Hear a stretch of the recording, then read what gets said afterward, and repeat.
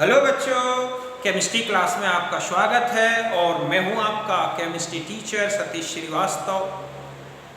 आज मैं आपके लिए जो टॉपिक लेकर आया हूं और वो है क्या, थ्योरीज ऑफ कैटालिसिस, उत्प्रेरण के सिद्धांत। तो स्टार्ट करते हैं हम अपना ये टॉपिक। तो देखो, जो कैटालिसिस है इसको एक्सप्लेन करने के लिए या इसकी जो मैकेनिज्म है इसको एक्सप्लेन करने के लिए टू डिफरेंट थ्योरीज दी गई। इनमें से एक थ्योरी तो है एडजॉर्प्शन थ्योरी और एक जो थ्योरी है वो है क्या, रिएक्शन इंटरमीडिएट थ्योरी। इन दोनों थ्योरीज को हम अलग अलग विद एग्जांपल्स समझेंगे। तो फिर हम स्टार्ट करते हैं अपना ये टॉपिक। और सबसे पहले जो मैंने थ्योरी ली है वो है क्या, एडजॉर्प्शन थ्योरी, अधिशोषण सिद्धांत। देखो, ये जो थ्योरी है ये हेट्रोजीनियस कैटालिसिस की मैकेनिज्म को एक्सप्लेन करने के लिए दी गई है। हेट्रोजीनियस कैटालिसिस वो है जिसमें रिएक्टेंट्स और कैटालिस्ट डिफरेंट फेसेस में होते हैं, समझ गए ना, अर्थात वो एक दूसरे में कंप्लीट सॉल्युबल नहीं होते। ये जो थ्योरी है ये एडजॉर्प्शन फिनोमिना पर बेस्ड है। इस थ्योरी में क्या बोला गया कि जो रिएक्टेंट्स हैं, चाहे वो गैसियस स्टेट में हो चाहे सॉल्यूशंस में हो, वो सॉलिड कैटालिस्ट जो कि एक एडजॉर्बेंट की तरह वर्क करता है उसकी सरफेस पर एडजॉर्ब हो जाते हैं। उनके एडजॉर्प्शन से रिएक्टेंट मॉलिक्यूल्स की जो कॉन्सेंट्रेशन है वो सरफेस पर बढ़ जाती है, वो एक दूसरे के नियरेस्ट आ जाते हैं।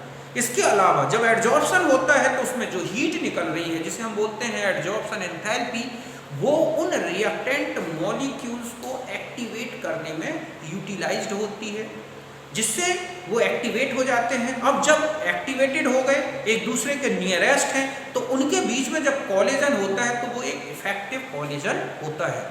ऐसे में रिएक्शन का रेट फास्ट हो जाता है और यही कारण है कि कैटालिस्ट रेट ऑफ रिएक्शन को क्या कर देता है, बढ़ा देता है।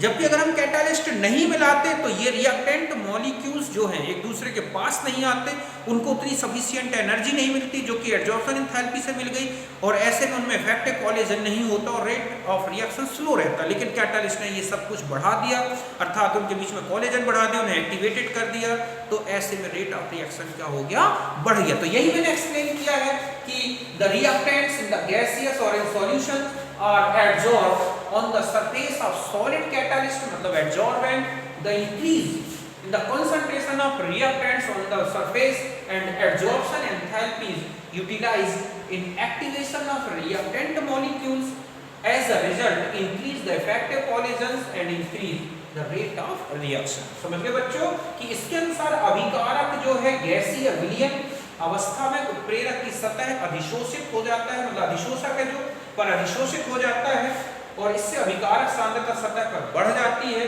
तथा उत्पन्न अभिशोषण एंथैल्पी अभिकारक अणुओं को सक्रिय करने के लिए यूज होती है। ऐसे में इन अभिकारक अणुओं के बीच में प्रभावी टक्कर बढ़ जाती है और अभिक्रिया का वेग क्या हो जाता है, बढ़ जाता है। तो आप समझ गए होंगे, पहले आप इतना नोट करें।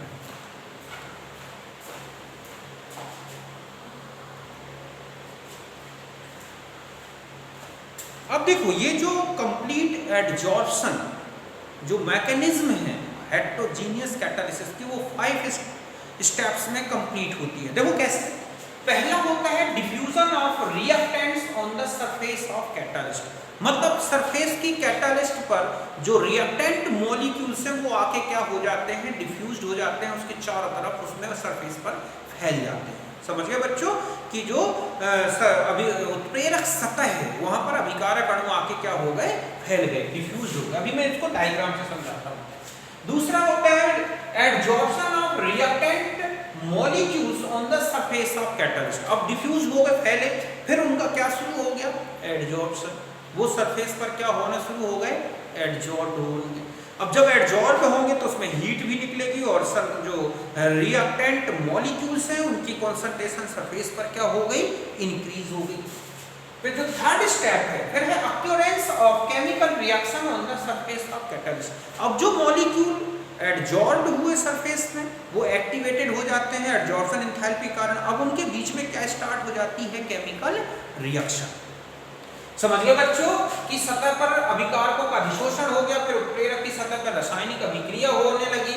फिर जब रिएक्शन कंप्लीट हो गई तो फिर जो प्रोडक्ट बन गया वो सरफेस से क्या होता है, डिसॉर्प्शन करता है, मतलब सरफेस को छोड़ता है, मतलब डिसॉर्प्शन हो गया, विशोषण हो जाता है। तो बने हुए उत्पाद का क्या हो गया बच्चों, विशोषण, डिसॉर्प्शन हो गया प्रोडक्ट्स का।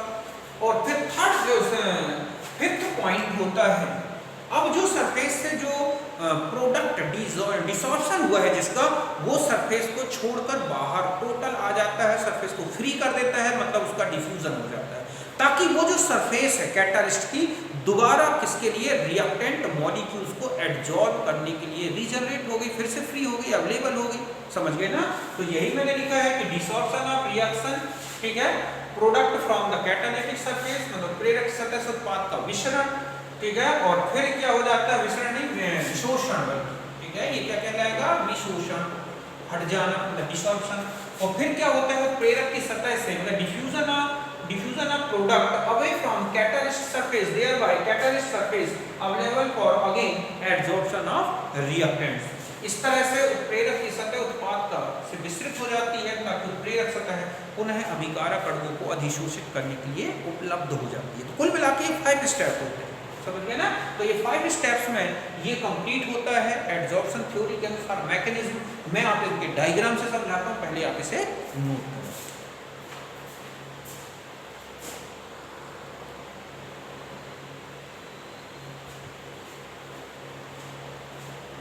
अब देखो बच्चों, इस तरह से ही हुआ, फिर अब हुआ डिफ्यूजन, सॉरी, अब हम ये पूरे डायग्राम से समझ सकते हैं।